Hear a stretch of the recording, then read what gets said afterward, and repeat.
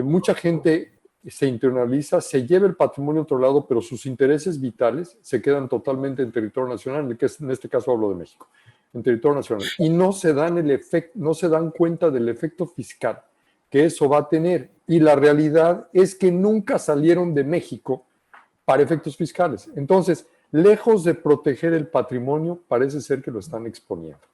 Entonces, a mí me gustaría comentar eso y escuchar qué tan importante en su opinión es ese tema también de buscar el tema de la doble tributación, es decir, los tratados que tienen, y la otra, los esquemas. Se platicaba, por ejemplo, por Daira, el tema de los fideicomisos. No es lo mismo formar un fideicomiso en Estados Unidos que formarlo en Canadá, que formarlo en Europa o tenerlo en México.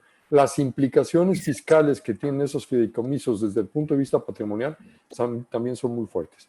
Entonces, pues me gustaría escuchar sobre todo el tema de la doble tributación, a ver qué opinan. Muchas gracias por la oportunidad y felicidades. Gracias, Sergio. Rodolfo, es la palabra.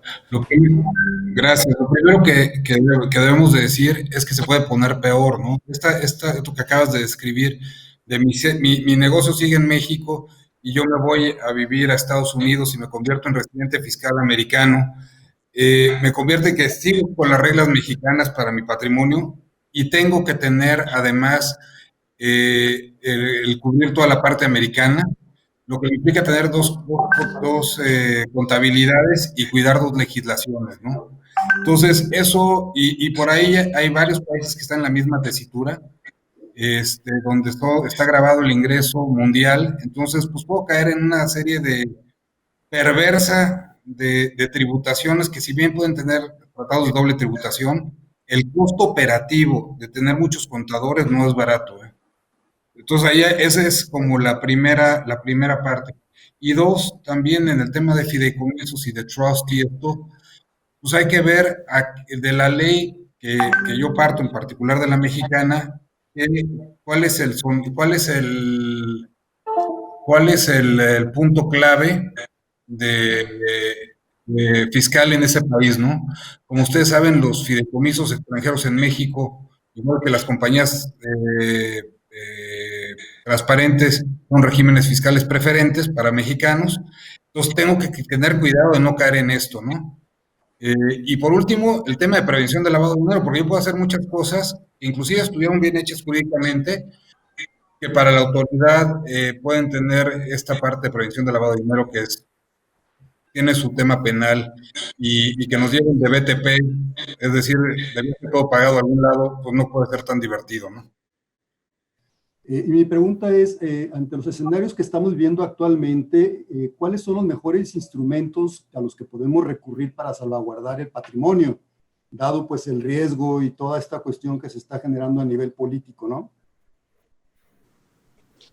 Miras, otra vez, no hay respuestas fáciles y sencillas y lineales, ¿no? El tema de en qué invertir depende de muchas circunstancias. Y una de las principales es tu tolerancia al riesgo, ¿no? Hay algo que diseñamos desde la banca que se llama tu perfil de inversión, que tiene como muchos elementos, es una ecuación compleja y que te va a arrojar pues un cierto catálogo de instrumentos que te van a decir en qué puedes o qué sería conveniente invertir de acuerdo a tu perfil de riesgo. Yo creo que es eso, ¿no? ¿Qué tan tolerante soy? ¿Qué tan sofisticado soy? ¿Voy a entender estos productos? ¿No?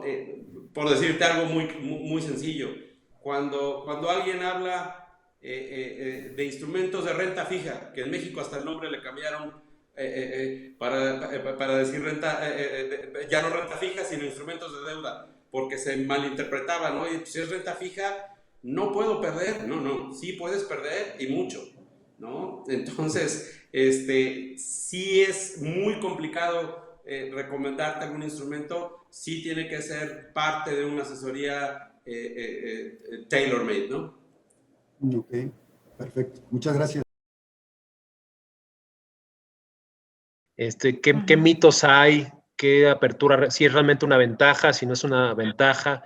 Y en la misma pregunta hice otra pregunta con respecto a la Unión Europea. Si en verdad aplica que en la Unión Europea tener doble nacionalidad europea aplica para todo el grupo de la Unión. Sí. Muchas gracias por tu pregunta. Mira, te comento primero, la nacionalidad mexicana por nacimiento no se pierde. Hace muchos años tenías incluso que renunciar ante relaciones exteriores a la nacionalidad que te pudiera corresponder si es que tu papá o tu mamá podían, digamos, transmitirte una nacionalidad. Ahora te comento, la nacionalidad mexicana no hay forma de que la pierdas, siempre y cuando sea nacionalidad mexicana por nacimiento, aun cuando adquieras otras nacionalidades. Entonces, por esa parte, los mexicanos estamos tranquilos, ¿no? Ahora, si tú adquieres la nacionalidad chipriota, por ejemplo, que Chipre tiene unas facilidades impresionantes para darte la nacionalidad, en 6 meses la tienes, con ese pasaporte tú ya puedes vivir en todos los países que forman la Unión Europea. Entonces, tienes tu nacionalidad mexicana, que no se pierde, y tienes tu nacionalidad chipriota, que te permite vivir indistintamente en España, en Suiza, en Portugal, en donde sea, ¿no? Mi pregunta es básicamente relacionada con la repatriación de capitales. ¿Ustedes cómo lo visualizan sobre todo para este gobierno, ¿no? Siempre la inversión en el extranjero sin cambio de residencia es una opción a considerar, pero muchas veces el freno es el riesgo de la repatriación por lo gravoso que pudiera ser el impuesto sobre las rentas, y considerando que los programas de repatriación son decretos presidenciales, ¿cómo lo visualizarían ustedes? Te platico un poco. No se ve en el panorama cercano, no se ve un eventual decreto sin hacer un juicio sobre lo bueno o malo que puede. El approach de esta autoridad fiscal ha sido un poquito el tema de páguenme, ¿no? O sea, el que debe tiene que pagar y no se ve en el panorama algún decreto inmediato. El decreto que hubo hace 3 años, la verdad es que perdió una oportunidad histórica de ser uno de los decretos de repatriación más grandes del mundo. Hoy el más grande, me corrigen, creo que es Argentina, ha sido el más exitoso. Y la oportunidad que perdió el gobierno anterior con ese decreto fue pedir que repatriaras el recurso. O sea, no solamente que lo declararas, lo que tenías declarado, y pagaras el impuesto, sino para poder acceder a esa tasa preferencial tenías que repatriarlo, ¿ok? Y en el escenario económico en el que nos encontrábamos y encontramos, en donde hay cierto temor al riesgo México, aversión al riesgo México, mucha gente se tentó el corazón, decidieron algunos mantener sus estructuras que tenían, que en algunos casos la verdad es que hacía sentido hasta por tema económico cerrar las estructuras, ¿no?